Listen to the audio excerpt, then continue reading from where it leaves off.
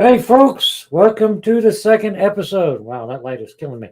Anyway, second episode of Backyard Prepiversity. I am Jason Hyatt, and you are on the CTW TV network. Look, I got it out this time. Today, we got a little dirty in the backyard, so we'll be going over some of those pictures and talking about some of the things that have been done. We're going to go over a list of things you need to start acquiring to build your aquaponic system or your gardening system. We're going to take a look at some of the things that we'll talk about next week when my buddy comes on and we talk about goats and chickens. But if you're trying to get ahead of the game, we'll talk about some of the things you probably need to purchase now that it's chicken season. If you go to Tractor Supply, it's chicken season. They have all their little baby chicks everywhere and all the materials and their kits that are cheaper than buying them individually. So we'll get to that. But like I said, welcome to the second episode. And let's get it started. So today I figured out that I don't like rotary tillers, at least hand done rotary tillers. I don't like them one bit. There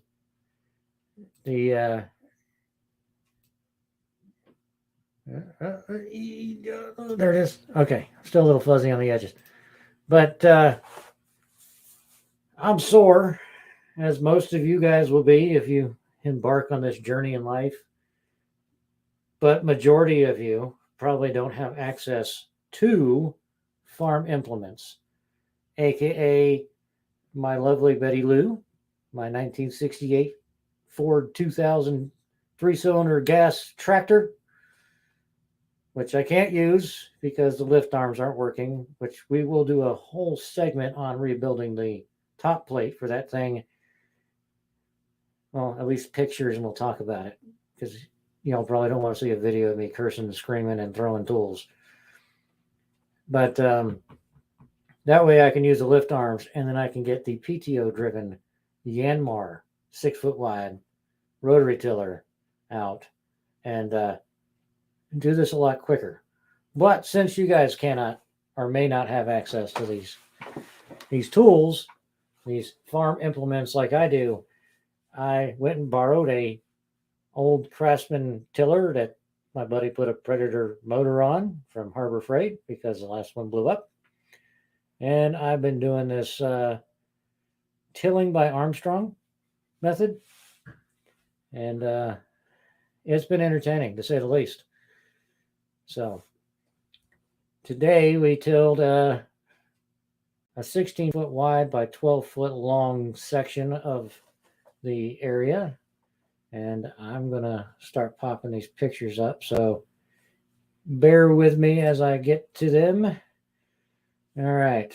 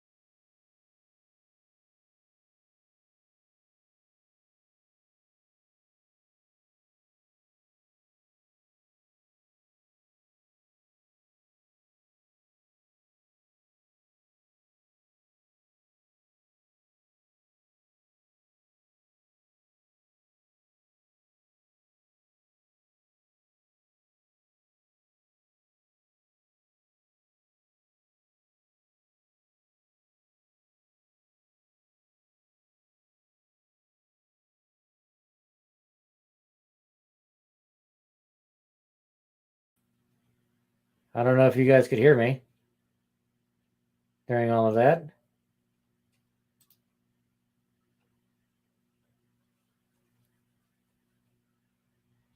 Uh-oh. Uh-oh. Oh. Got it. Ah, better? Good? All right, let me go back. I think we got it. I think I hit the wrong thing. All right, now you can hear me. I hit the wrong button. I apologize. We'll go back. All right, so from the fence to the outside edge of that tilling area is 6 feet. And this was a test run to see how bad things were going to be with this wonderful tiller.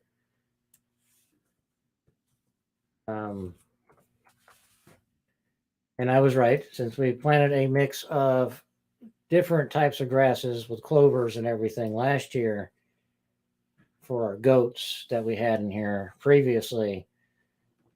You know, we wanted them to mow the grass, so we planted everything with this mixture, and then now we don't have goats. But this was 2 passes. Lovely. You can tell the darkness. All right, so about halfway through the screen, it goes from red to black. You can tell where the goats pooped a lot. And that actually improved the soil content. So by the fence, it's red dirt clay. And as you move away from the fence, it gets really good soil.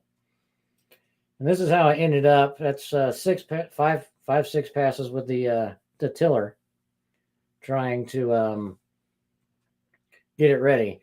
Now, between the 2 fence posts you see is where the greenhouse is going. Those fence posts are 8 feet apart. Greenhouse is 6 feet wide. So to level this, since my backyard is not level, as you can tell by looking at the hill, I was going to have to dig a trench to put the concrete block in to get them level, to put the greenhouse on. So I figured I've got the tiller out. I'll just till the whole area and then rake it smooth, and then put the concrete block down, tap them level, then put the greenhouse on top, which now means I'm going to be doing a little more work, but I think it'll work out better. So that's where we're at. That's what has been accomplished in the greenhouse build. This weekend is supposed to be Saturday into Sunday, 24 degrees, and Sunday into Monday, 32 degrees. I'm hoping that's our last 2 super cold days, cold evenings for the spring. And then we can actually start planting stuff. But I'm hoping to get the greenhouse at least mostly built by then. It is a kit. It says it takes 2 people. I'm a one-man band. So we'll see how it goes. So that's where we're at. Thanks, Kevin. I see your comment there. But that's where we're at with the greenhouse build and the progress made. And I promised everybody I would share the build for the goat house that we did last year.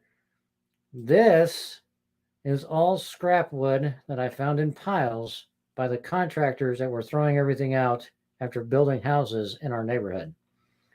So all of it is, you can see that giant pile off to the left. Scavenged wood. Didn't spend a dime on wood, which was good because wood's expensive even last year. And then we built it in the front yard and carried it to the backyard, which I do not recommend. Build it where you're going to put it because it's a lot easier to move it. Trust me. Even though this thing doesn't look heavy, it was pretty darn heavy. The floor in the goat house is removable. All the planks, none of those except for right in front of the door. So the doorway is not removable because I didn't want them flipping up on the goats. But from the doorway over to the right, all those planks come out so I can scoop the goat poop out as I needed. And then, well, that picture's kind of in the wrong spot. But as we were going, I added things. Because one of the rules in life is you always improve your structure. That's Delilah. She's a Nubian. She was one of the goats we've had. She still belongs to my buddy Dean.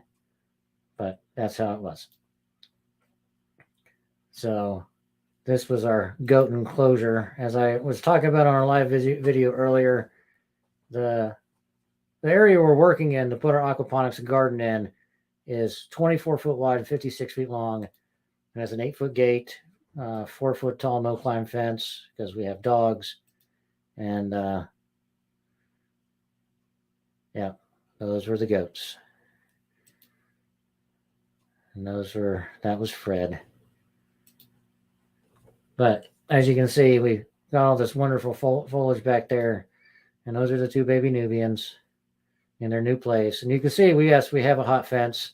We'll be bringing that back up and getting it running again when we get our chickens back there to keep out critters, aka Dutch Shepherd puppies. So, okay. And I'm back. See? So that is all the work that has been done in the backyard. Of course, today was overcast and a little bit rainy. I don't recommend tilling when the ground is soggy. But fortunately for me, it wasn't too bad today. It did clump up a little and make it a little bit more difficult. So if you're going to till, wait till it's, the ground's a little dry. But we can't wait all the time. So let's get into this list of things that if you're wanting to do an aquaponic system in your backyard, the list of things you're going to need to acquire. I wouldn't recommend ever going to buy a kit from these people because they're charging an astronomical amount of water or amount of money.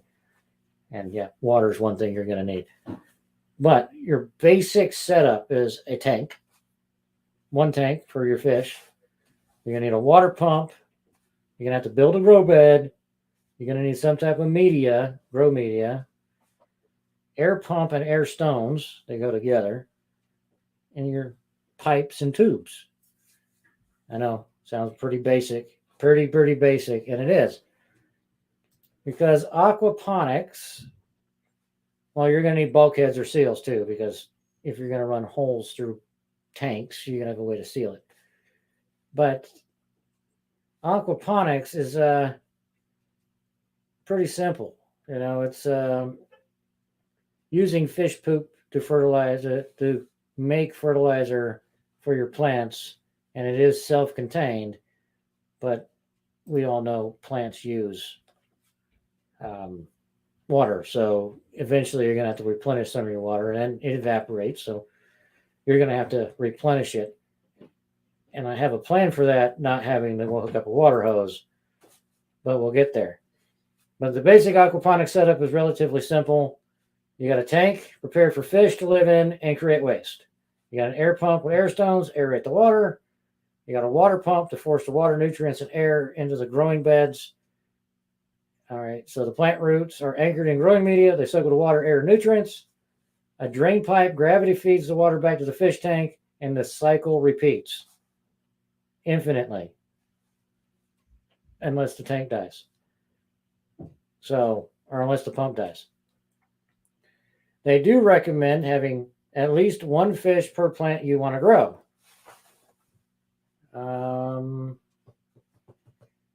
I have 244 plants. Not all of them are going in the greenhouse in the aquaponic system. Some of them are going in the ground.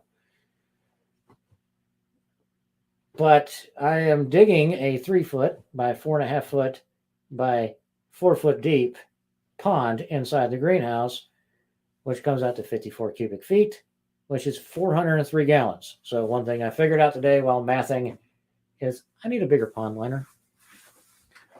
The one I have is for a 200 gallon pond, and I'm digging double that size. So that $42 pond liner, $43 pond liner from Lowe's isn't big enough for what I'm doing. So the next size up that holds 400 gallons is $72. So those that are following along with the cost of this thing, it just went up by $30. I will be using the smaller pond liner because, like I said, I have more plans. To replenish the water without using city water is making another pond, a smaller pond, decorative, pretty pond up by the house that I can take the water out of and replenish my other pond. So backup systems to the backup systems to the backup systems. So back to this aquaponics. All right, so growing media. Let's talk about growing media. All over the interwebs, you'll see people using these little clay balls. Supposedly, they're good they're not harmful to the environment. But if you do a little more research, when you stop using clay balls, they can be harmful to the environment. So once you have them, their only use in the world is aquaponics. And say you don't want to do aquaponics anymore and you want to dispose of these, they can be really hard to get rid of.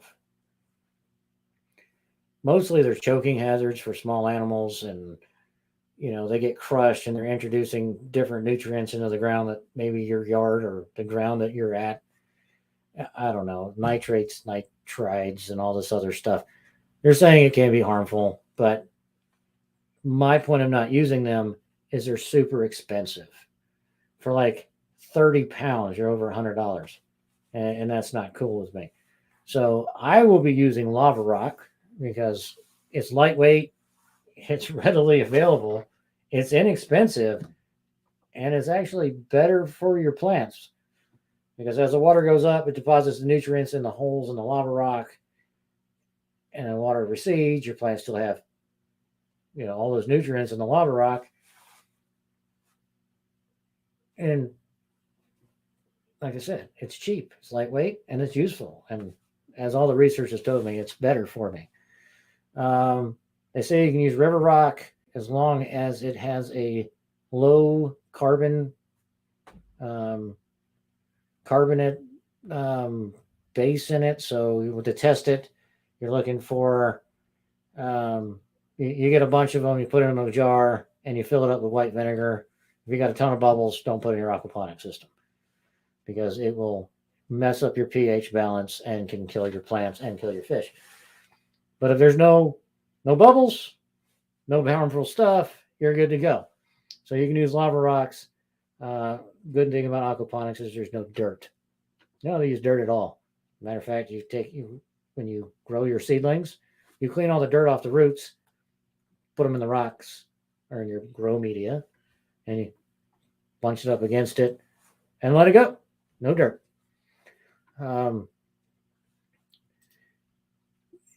Like I said, we are going to be learning this together.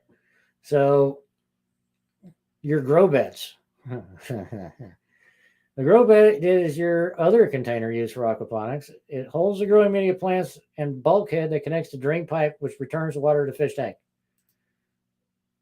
It's pretty self-explanatory. I am double stacking my grow beds. I'm going to have the lower grow bed is going to be like lettuce, tomatoes, or lettuce and, shorter vegetables. And the top one, probably the same thing. I really don't have a detailed plan of what's going in each grow bed inside the greenhouse yet, other than lettuce and spinach and stuff I want to grow through the year, and like maybe some cabbage later. When it starts getting cold, the greenhouse is going to be the only place stuff is going to grow. So all of that stuff that's too hot to grow in the summertime in Georgia, I'm going to try to grow in the greenhouse in the wintertime. So iceberg lettuce and some of the other things. But honestly, in aquaponics, you can grow anything. Tomatoes, anything but tubers. I haven't really figured out the tuber thing because, you might get rocks in your potatoes if you try to grow them in aquaponics. So that's why I'm staying away from that. But aquaponics, you can grow anything. So they say. Air pumps obviously get pumped to air to your fish through the stone. So you can oxygenate the water because you don't want them to die. And PVC pipes, tubing, make sure it's smooth on the inside. That way you're not trapping bacteria and creating harmful bacteria to feed your fish provide back to your fish and feed your plants. You want the water to go through cleanly. So try to avoid 90-degree angles. Try to avoid ridged piping or ridged tubing, because your fish solids and your plant solids can get stuck in those ridges and then harmful bacteria will grow and will end up killing your plants and your fish. So as you're looking at this stuff, make sure stuff is smooth. It's important. Smooth stuff is good. It reduces the amount of pressure put on your pump, and it keeps stuff from growing in your pipes. That'll kill your fish and your plants. So there is a few different ways to do it. Set up your grow beds. You got the media beds, which is what we're talking about doing. And you got your deep water cultures. It is basically the fish tank has a lid on top with grow sites filled with growing media and plants. So basically you're floating all your plants in grow media on top of your pond. Not something that I'm doing. Not something that I'm willing to try because I prefer my fish get light. I'm not getting nocturnal fish. So, and then they have this NFT, the nutrient film technique. I haven't done a whole lot of reading on it. It says NFT works similar to media bed systems, except for it involves grow pipes with constant trickle of water flowing through them rather than a bed that's flooding and draining. So as I read that and think, that sounds more like the horizontal or vertical grow beds that I want to try. Because I'm going to have chickens in my garden. I'm putting in 3 PVC pipes to hold up a giant bird net so I can tint it so, more space. I can actually walk through it without hitting my head on nets. But what I want to do is run water to the top of each one and have it, I'm using 3, they're 9 foot tall. I use 3 foot wide or 3-inch piping and put holes in it and put plants in there. So we have a vertical garden. It's an idea. It may not work. It may not happen right away. It might be a next year project as we go through, but it's cool. It's something I want to try as far as that goes. Now, a lot of people use IBC totes, IBC liquid transport totes. They cut them down, 16-inch deep. Use one side, or because they can get 2 grow beds out of it, and then they buy another IBC for their fish tank and another IBC for their sump tank. The thing is, I'm not using a sump tank. Sounds kind of funny, but I'm not using a sump tank. I'm using a filter, but I'm not using a sump tank. But they use these IBC totes because they can buy them. They're cheap, and most of them are food grade. So anything you're buying for this that water goes through or you're keeping fish in needs to be food grade of some type. I'm using the pond liners, which are food safe for my pond, and I'm using a food safe container to make my filter system out of. And obviously I'm just going to use PVC piping because it's cheap and readily available. And unlike my goat house and my goat pen area, I'm actually going to buy the stuff because I'm trying to keep a running total for you guys out there, how much it costs to build this thing. Obviously not including labor, because labor is expensive. About $30 an hour to do this kind of stuff, from what I'm finding out. But back to where was I at? That's the NFT system. No. Oh, you're also going to have to get a water testing system that tests for ammonia, nitrates, pH, all that stuff. And once it's leveled out where you need it, it tends to maintain itself. Right now, when you're first starting, don't put fish in it day one. You need to get the nutrients running first. You need to get the pH balance. And the first time you fill it, obviously, you're probably filling it with city water or well water. If you're using well water, it doesn't take near as long. I'll be filling mine with city water at first just to get the system going. And then UV radiation and all that craziness will clean that water out. It'll sit there for a few days. I'll put in all the wonderful stuff that they provide. You go on the website and buy to get it going. As far as figuring out the pH, nitrates, nitrides, and all that craziness, throwing in some fish food, throwing in a little bit of ammonia, some foods, some fish safe ammonia, bacteria, to get the water prepped, get rid of the chlorine and fluoride and all that stuff they put in our water, and get it safe for fish. So it'll be about a week after I get the system set up, once I get the pH levels and nitrates and nitrates all going, then I'll introduce my fish. And like I said, I really want to do prawns or crayfish or crustaceans of some type. I don't like tilapia. To me, it's a fake fish, because you go to Africa, the fish are this big, not, these 40-pound monsters you can buy in the store now. But that is, that's where it is. Of course, this list here tells me to move surplus fish to another tank. They really recommend you have one fish per plant. 403 gallons, if I'm going to do traditional tailed fish, will allow me to have 35 fish in it. If I was doing tilapia, I could put 35 tilapia, full-size tilapia, in my 403-gallon fish tank. I don't want to do tilapia. At most, I might do bluegill. If I can keep the water cool enough and create enough water flow with the pumps I'm using, I will do trout. And that might be in a different pond later. But eventually, I'd like to do trout, because trout's yummy. Bluegill brim is really good. Crustaceans is kind of where I want to be. Freshwater prawns, crawfish, that kind of stuff. Not because it's easier, but because I like to eat them. So, excuse me. I'd rather raise something I want to eat.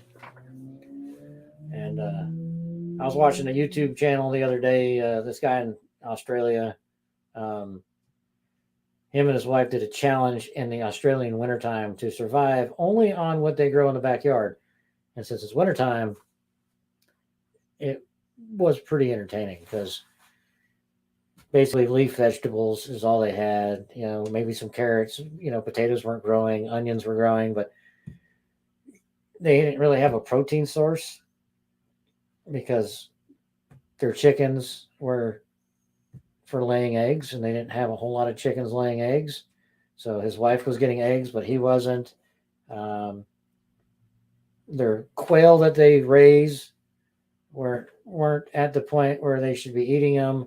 It was just a whole lot of, I wouldn't have done this in the wintertime, but it's also reason why I want to do aquaponics. Because if I am out of meat, because my hunting season was weird.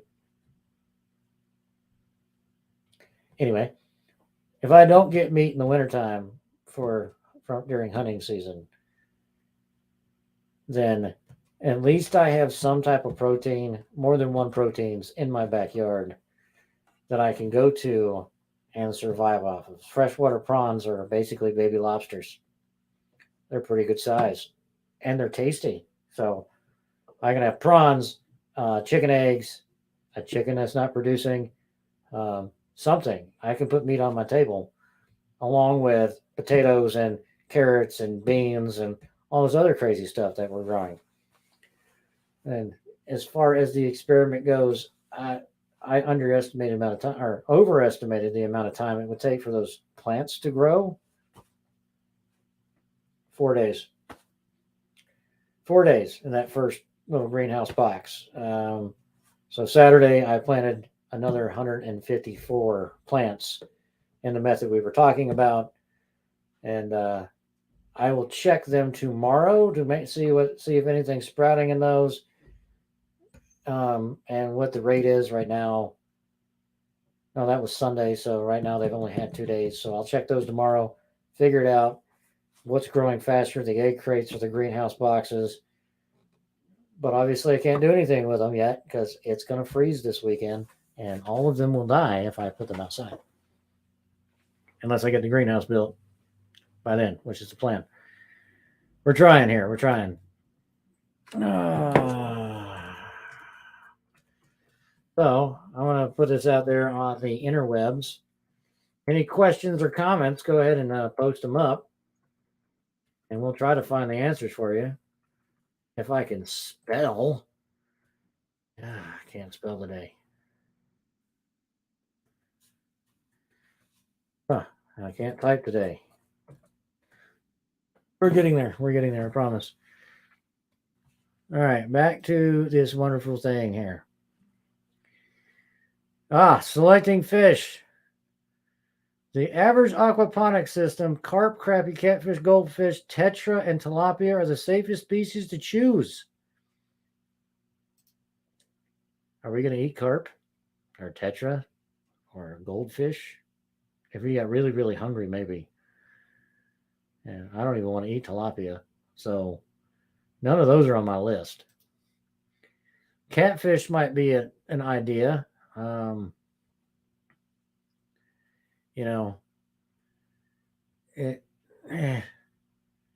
not a huge fan of catfish unless they're channel cats. I don't like mud cats. Yeah, I know I'm a strange southern boy that doesn't like catfish. But that's where I'm at.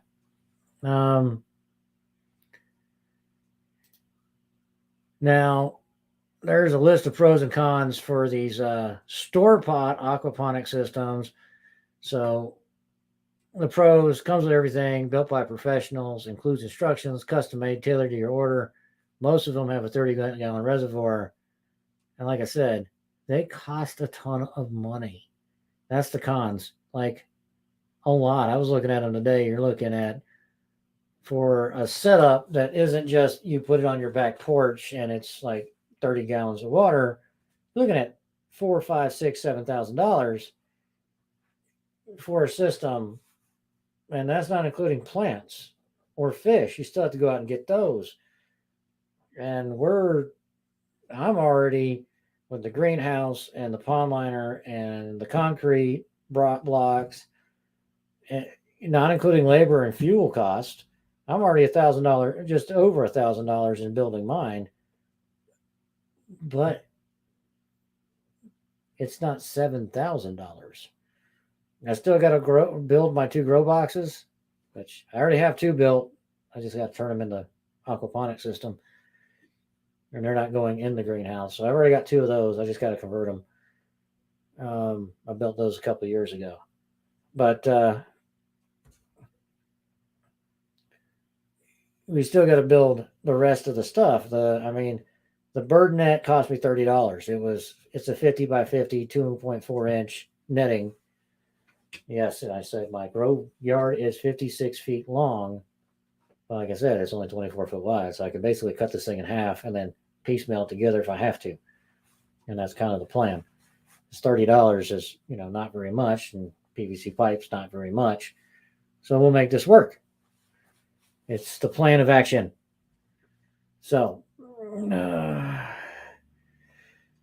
basic things, though, is make sure you choose the right location. I live in the southern United States, here in the great state of Macon, Georgia. See how enthused I am about where I live? Macon, Georgia, home of the red dirt clay and really good peaches, and my kids. So that's why I live in Georgia. But here in the great state of Georgia, I plant everything so it gets all the sun during the day. So where the greenhouse is going, even though the sun sets or rises in the front of the house, the shadow from the house only covers that spot for about an hour. Because once that sun comes up, that spot gets sun all day until right at sundown, and then the trees behind the fence provide some shade. But that one spot gets all the sunlight. So you're looking at, if the sun comes up at 6 in the morning, doesn't go down until 9, 10 o'clock at night, a lot of sun. So make sure you look at the way the sun rises and sets in your area, how the sun travels during the day. For where you are located in the United States or in the world, and plan your setup accordingly. If I was in the southern hemisphere, I'd have to do it reverse. My greenhouse would be on the going north, not south. So make sure you understand how you're setting up your plants and your greenhouse, because we don't want to we want to grow stuff, not grow stuff. So make sure you really look at what you're setting up. It says choose the best fish for your local environment and plants. It's important. Water too hot, fish ain't gonna make it if they're cold water fish. AKA, Jason can't do trout unless I can keep my water temperatures below 68 degrees, which I have a plan for. Don't know if it's gonna work, but something we'll talk about at some other point.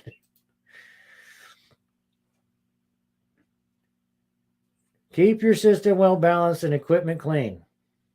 As I was talking about your piping and making sure your surfaces are smooth, your pipes are smooth. Make sure that stuff doesn't get lodged in your pipes, creating harmful bacteria and poisoning your fish or plants. We don't want that. We want your fish to live to maturity so you can harvest them and put them in your freezer or on your dinner table as you need them. We don't want them dying and then being unuseful other than for fertilizer for the plants that are in the ground, because you can't just throw them in your plants that aren't in the ground and then expect them to break up. Stick to the basics. Don't try advanced techniques first. That is not how Jason does things. I'm sorry. I hate to break it to you. But I don't do things halfway. Oh, this is just a test run. I do test runs, but my plan is this time next year, before this time next year, about 6 months from now, not having to walk into a grocery store with a fistful of dollar bills to buy my necessities. Fruits, vegetables, meats, that kind of stuff. If I can provide all the vegetables, salad materials, most of my proteins outside of a supermarket environment, not only is it saving me money, it's going to make sure that my family can survive. And that's what's important. And with the setup I'm trying to do, I should be able to take care of my immediate family, my wife, my kids, all of my kids, whether they like me or not, kids,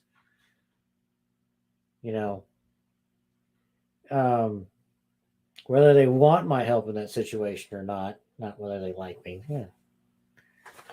Whether they want my help in that situation or not, I should be able to have enough food stored up to take care of my immediate family. And I should be able to provide some sustenance for those outside my family if I need to. That's what I'm trying to set up. I want to have an abundance, because if you have an abundance, it means you have enough. And that's the system I'm trying to set up. So I don't do basic stuff, which it says, don't try advanced techniques at first. Well, if I don't consider them really advanced, even though I've never done an aquaponics system yet, then how are they advanced? Anyway, keep fish well fed, but avoid overfeeding them. Okay, so that's actually really important. Really important step here. The more you feed your fish, the more waste they're going to produce. And of course, faster they're going to grow, they'll get overweight, and there is such thing as an overweight fish. But the more waste they produce, if they're producing more waste than your system can handle, you'll poison your plants and your fish.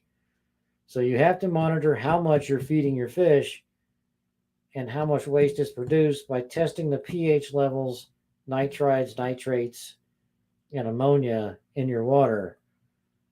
So that's why it's really important, until you have it set up and have a system and have everything dialed in the way you need it to have it, you have to be testing your system almost daily. But then once you have it balanced, you have to test it weekly. You have to check and make sure if your fish are alive and your plants are alive, make sure that level is right where you need it. So, but the important way you do that is making sure your fish are fed properly. And it's really important. So, all right, maintain a good balance of fish to plants.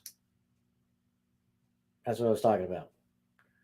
One fish per plant is the recommended. Like I said, I'd have to put like 1,000-gallon tank in for that. So there's going to be times where in my system I'm going to have to supplement with something else. But at least as long as they get the water and the nutrients, we'll be testing this hypothesis of mine later.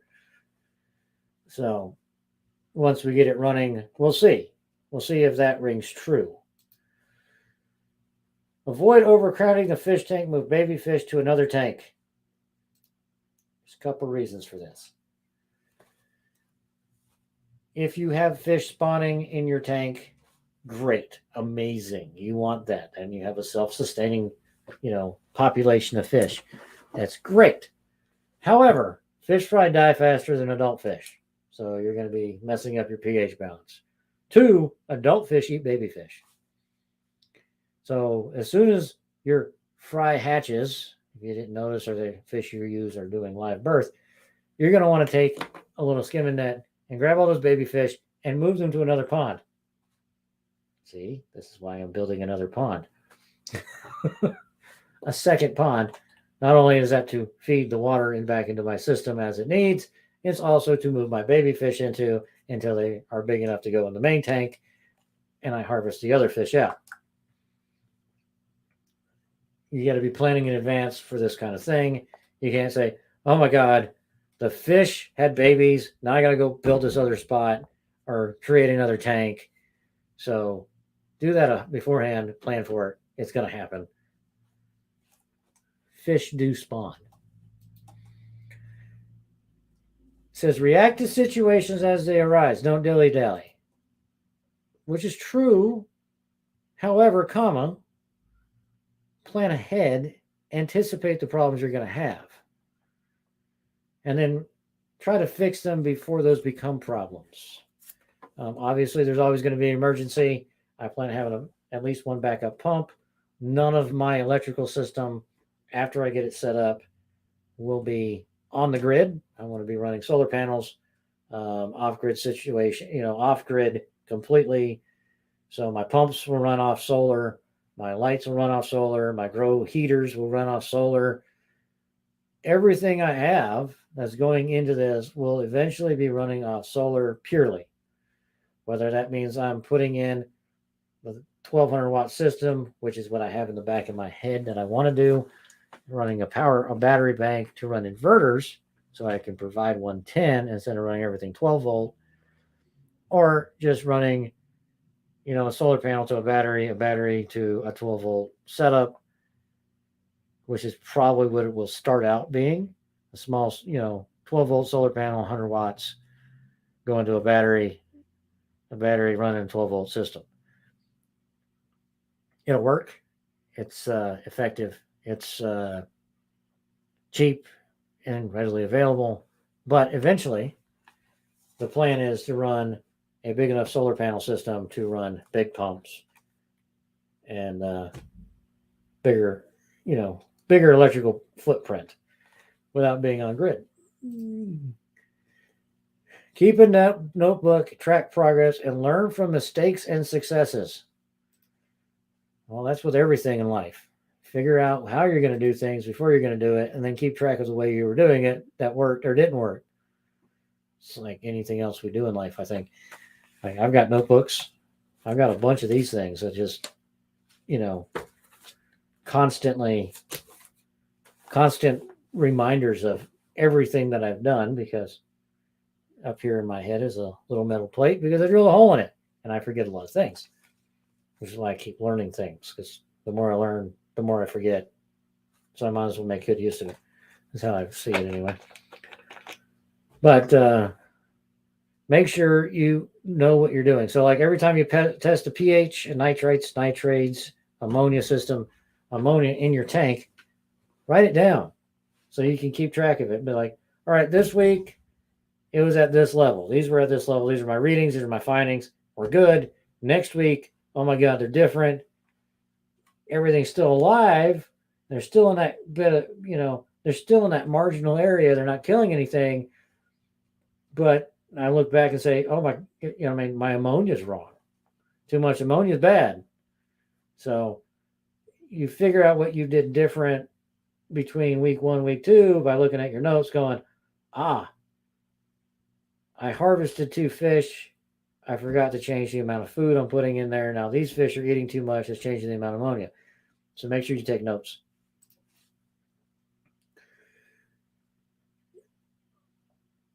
As we know, moving on, obviously, I'm about $1,000 into my system.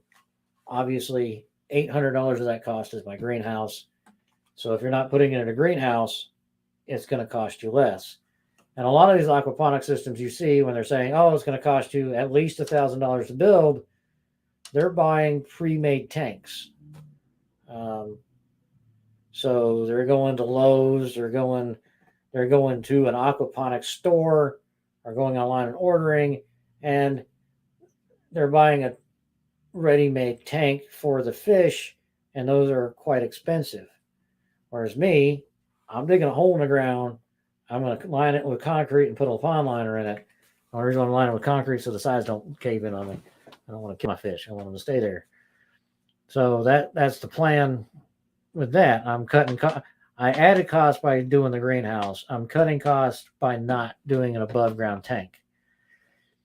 I mean, I've seen cheaper aquaponic systems that are out in the open where they buy a bunch of cinder blocks, which are another $89 a piece from Lowe's, extremely heavy, and they build an above ground tank with the cinder blocks and line that with a pond liner, and it works out great for them.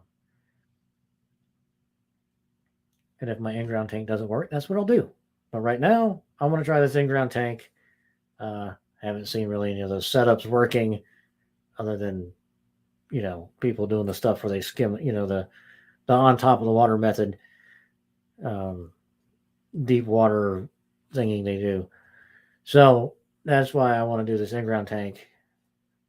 I also want to try to keep my water cooler than being above ground, which, like I said, ultimately I want to do trout. So if I can keep my water temperature below 68 degrees, I can do trout. Now,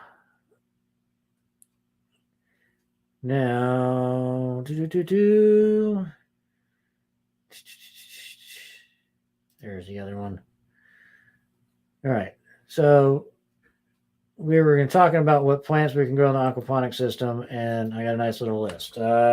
Tomatoes, peppers, because peppers, at least here in Georgia, are incredibly hard to grow in our soil. I have a ton of bell peppers that are going in mine, and a ton of tomatoes.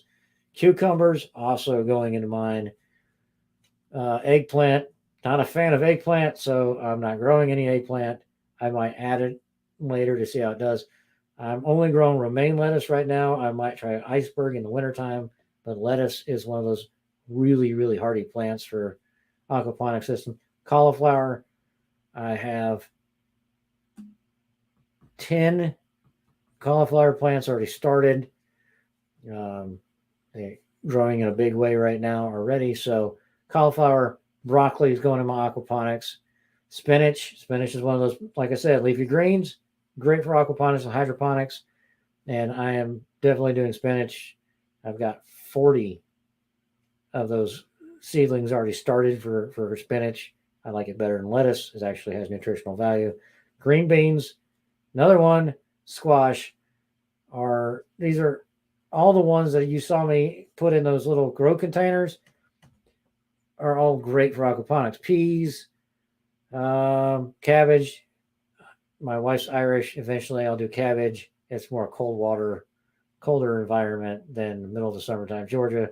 So after I do some harvesting, I will probably go to cabbage. Radishes, like I said, I don't understand how tubers grow in aquaponics. I did start some radishes. I'm going to try it. I'm afraid I'm going to get some rocks in my mouth. Strawberries.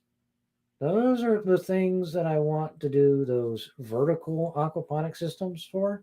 Is the strawberries. I have rabbits. No, not farm rabbits. These are rabbits that just somehow get into my yard and my dogs find. But if they know I have a garden, they won't be with the dogs. They'll be with the chickens.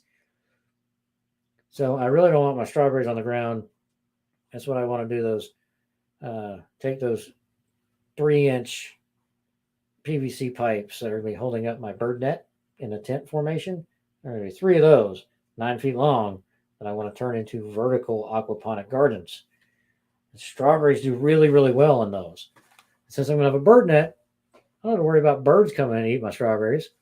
So that's, strawberries are one thing I'm definitely doing. Pomegranates. Okay. I haven't thought about that. Blueberries. I'm having a really hard time with my blueberry bushes. We had 6 or 5 last year. Looks like only 2 are coming back. Keep you posted on that. They're in pots right now. Once I get everything going, I might plant those in the grow area back in the back by the fence. I don't know yet. We'll see how those go. Dwarf fruit trees. I'm not doing any dwarf fruit trees. However, when we start our little mini orchard in the back, I hope to have the other pond set up with other fish in it that will be watering those trees. It won't be aquaponics, but it'll have the same basics of fish feeding the plants. Herbs, chives. Okay, so basically any herbs, arugula, basil, watercress, if you need that kind of stuff. Amaranth, it's on the list. I don't know what it is. Never used it, never heard of it. So mustard green, just remember, if you plant mustard green in your aquaponics, you will later have it all over your yard. Wheatgrass grows really well in aquaponics. Alfalfa. Well, I have horses, so maybe I'll try alfalfa. I don't know. Maybe some of that stuff will be my winter crop to go along with my summer crops. I plan on doing this year round. Like I said, there's things in Georgia I can't grow in the summertime. And since I'm doing the greenhouse, there'll be things I can grow in Georgia you can't grow anywhere else. Or you can grow only in northern states.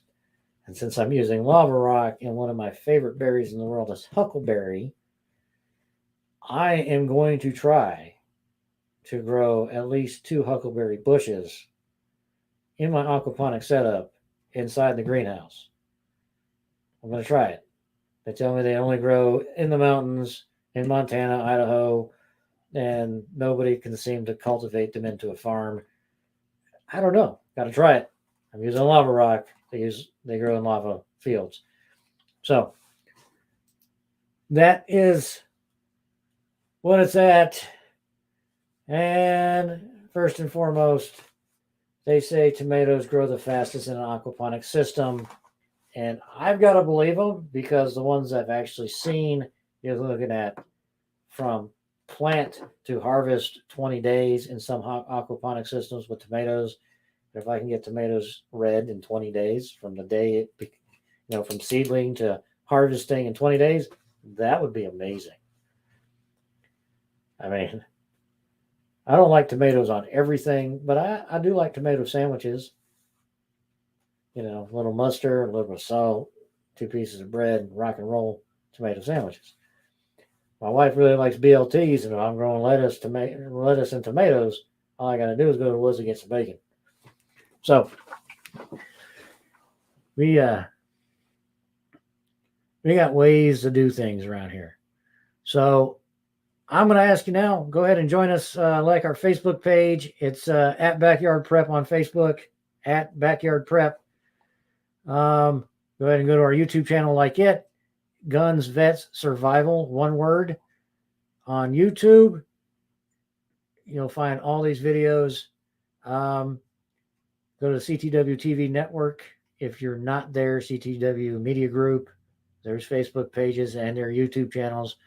Go there, like those, share them, And I really appreciate everybody tuning in. Next week, we have a guest coming on, but my buddy Bull. I'll let him introduce himself next week. Extraordinary guy, does all my leather work for my custom-made knives, fixes my saddles, makes the saddlebags for my wife's bike. Monster of a dude, giant hands, does really intricate work. But right now, he's also got chickens hatching. So next week, we're going to cover some chickens. We're going to cover the goats. And I might have the baby chicks here in the studio to show, how to set up for baby chicks. And he'll walk us through it as I do it because, hey, that's what he does. And that'd be great.